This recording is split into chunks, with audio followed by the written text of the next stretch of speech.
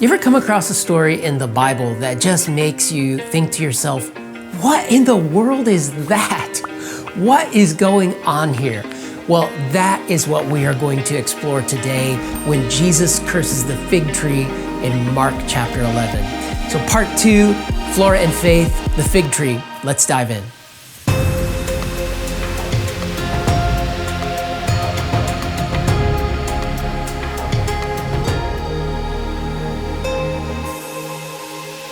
I will never forget the first time I came across the story of Jesus cursing the fig tree. Talk about a head scratcher. I thought to myself, what is this? Is Jesus having like a divine temper tantrum? Why on earth would he use his divine power to put an end to this innocent fig tree that's just sort of growing there? I mean, Jesus, if you're gonna curse any tree, how about the sweet gum tree? My wife and I lived in Florida for 10 years and we had sweet gum trees all over our property. And if you have ever stepped on one of these barefoot, you know exactly what I'm talking about. It's like walking barefoot on Legos. I mean, these things are small, spiky, and satanic. They would get lodged in my mower and throw the belt off. If you caught one with a weed whipper, it would launch into your shin and you'd be bleeding. I mean, these things are just awful. Jesus, if you're gonna curse anything, why not this? But why does he curse a tree, and why particularly a fig tree? And of course, as we get into the who, the what, the why, the where, the when, we remember that everything Jesus does is intentional and it's all gonna come into focus. So let's just start with the fig tree itself. In Hebrew, it's the word te'anah, and this is just one of the signature trees in the landscape of Israel. And so Brad mentioned this passage in the last episode, but the fig tree shows up in this Deuteronomy 8:8 passage with these fruit trees that show up in the land of Israel. And I want to walk you through just 5 kind of significant elements of the fig tree, starting with its fruit. And if you have never had a fig, you need to ditch the fig Newtons and try the real thing. These things are sweet. They are so rich. You cut it open, you see this really seedy interior. But what is really interesting about the fig tree is that it is one of the few trees that will produce fruit before you start to see the leaves. So over the course of the year, it will grow a series of fruit, starting with this early fruit, and that early fruit is not really good, but it's a good sign because that early fruit is an indication that more fruit is to come. So again, it's just one of these trees that you see the fruit often before you see the leaves. And so this is a picture of that, and it's called a phage, this early or pre-season fig, phage. So the fruit is really critical for the fig tree. But then you have this idea of covering. And so you can see here in the harsh, like hot climate of Israel, you get this beautiful shade with this big canopy, these big, beautiful leaves that are soft to the touch.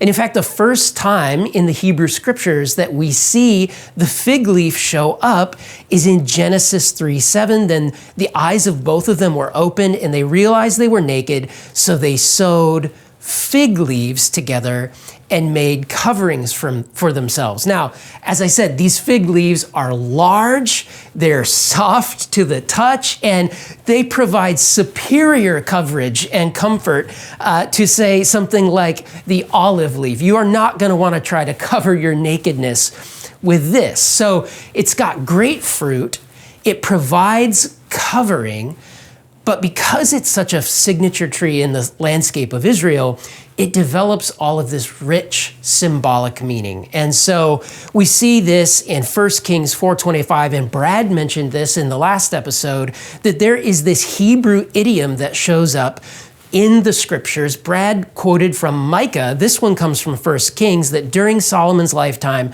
Judah and Israel, from Dan to Beersheba, Dan all the way in the north, Beersheba and the Negev in the south, like the whole breadth and scope of the land, everyone lived in safety, everyone under their own vine and under their own fig tree. And when you come across that phrase, under their own vine, under their own fig tree, that is the Hebrew way of saying they were living the good life. Their feet were kicked up, they were relaxed, there was prosperity, there was security. And so in a sense, a fig tree, to sit under your own fig tree, is the good life. And then it's also symbolic of the people of Israel themselves. So Hosea will use this language. When I found Israel, it was like finding grapes in the desert. When I saw your ancestors, it was like seeing early fruit on the fig tree. It was like finding phage. There's all of this possibility and more to come from these people. But I think one of the most interesting metaphors that comes out of the fig tree is this idea is that sitting under the shade of the fig tree is a fantastic place to study the Torah. So you come across this idea that in rabbinic tradition, fig trees, they get associated with like an appropriate locale or an appropriate place for a teacher, a rabbi, or a sage to find relief from the sun with his disciples and to discuss the meaning of the scriptures with their students. Now, some of you might be thinking about another story in the New Testament scriptures where Jesus interacts with Nathanael, and he says, I saw you under the fig tree. And Nathanael just has this immediate visceral response that when we read, it's like, wait a second. Something about Jesus' mention of the fig tree elicited a strong response in Nathanael. What is going on there? Now, I don't actually think that Jesus is wowing Nathanael with his, hey, I'm all-knowing and I know where you were sitting right before you came here. I actually think that because of this background, sitting under the fig tree being a place to wrestle with the Torah, with your teacher, I think what Jesus is doing is he knows what Nathanael is wrestling with. And he quotes this little passage from Psalm 32. Here is an Israelite, a true Israelite, in whom there is no deceit. And I think it's that little quotation of Psalm 32 that for Nathanael is like, this man knows what I'm wrestling with. He knows what I've been studying. He knows what I've been grappling with. And then he responds with discipleship to Jesus. And so you just see these 5 kind of really interesting symbolic features connected to the fig tree. And you go, okay, that's all helpful. That's all good. But how does that help us understand how Jesus cursed the fig tree or why Jesus cursed the fig tree? And it doesn't until you understand when and where this takes place. So when we look into Mark chapter 11, I want to just read the text where Jesus curses the fig tree. And so we read, the next day, as they were leaving Bethany, Jesus was hungry. Seeing in the distance a fig tree and leaf, he went to find out if it had any fruit. When he reached it, he found nothing but leaves, because it was not the season for figs. Then he said to the fig tree, may no one ever eat fruit from you again. And his disciples heard him say it. Now, this takes place, Mark chapter 11, during the last week of Jesus' life. It's Passover season, and Jesus is set for a showdown with the religious leaders and authorities, particularly in the temple. And we learn from this text that Jesus is staying in Bethany. And you can read in some of the other Gospels, Jesus goes to Bethany, I think, to stay at the home of Mary, Martha, and Lazarus. And so throughout the week, he's traveling into Jerusalem and coming back to Bethany. And so when you look at a map, this is just kind of a Google Earth look, zoom down onto Jerusalem. You see Bethany is over here in the bottom of the screen, and it's about 2 miles from the Temple Mount, which is here. And though Mark 11 doesn't tell us exactly where Jesus cursed the fig tree, I have a strong suspicion that it happens here, because as Jesus travels from Bethany to the temple, he's got to go through this area, and it is a town called Beit Phage. And if that makes your brain light up and say, wait a second, Phage, yes. The name of this town is House of the Early or Pre-Season Fig. So of course Jesus spots a fig tree as he's walking through the house of the early or pre-season fig. And this actually also explains why Jesus is looking fruit, even though it's not the season for figs, because it's the early stuff. It's that pre-season stuff. Remember, the fig tree puts out its first fruit before the leaves come. So Jesus sees this fig tree in the distance, he sees leaves, and he goes, where there's leaves, there should be fruit. And Jesus walks over and he inspects the tree and he finds nothing, and then he curses the fig tree. And before we even know what happens, Mark whisks us away to another story. In fact, if you look at kind of the way Mark chapter 11 unfolds, in verses 12 through 14, we're at the fig tree on the way to the temple. Jesus curses the tree. We get whisked away. All of a sudden, we find ourselves for 4 verses in a totally different story. And then in verse 20, we're back at the fig tree, and the disciples see that the fig tree has withered. Now, what Mark is doing here in literary terms is this thing called intercalation. And it's inserting a story within another story. It's like sandwiching a story with another story. And so Mark actually does this a lot in his gospel. And this, to this day, continues to be an effective screenwriting tool. And so one of the places that you see this is in the film Forrest Gump. When the film starts, we see Forrest, he's sitting on a bench.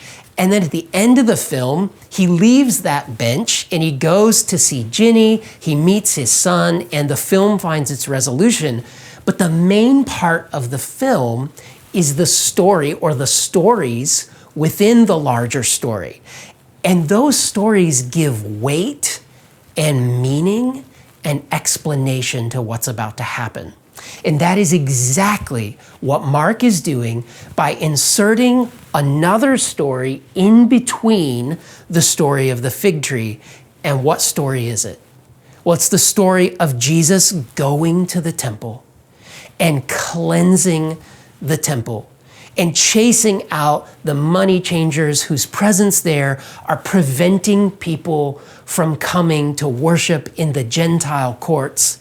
And kind of the idea behind this is that Jesus brings the worship in the temple during Passover. There would have been hundreds of thousands of people in Jerusalem for Passover.